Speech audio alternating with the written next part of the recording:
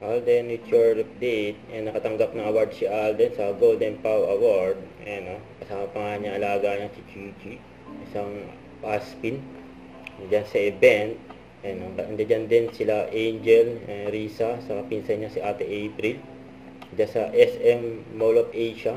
Yung katabi ni Alden diyan si Janela Salvador.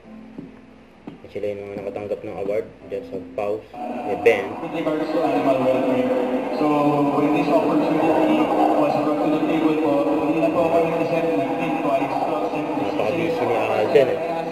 Dami mga ganak eh. Almost 12 years na, and siyempre tayo ang first week. Yan, naiiya pa nga si Chichi. Ako natatakot po eh. So, first to Direct Rich Illustrated as well for the campaign. Direct, salamat. You know, it has been a lifelong dream of mine to be an ambassador or to volunteer for any institutions that, with regards to animal welfare. So, when this opportunity was brought to the table po, yan, may mga group picture. Yan, mga nakatanggap ng award. Isa na dyan si Alden, yung Golden Pau Award. Congrats sa mga nakatanggap ng award. Dami ganun.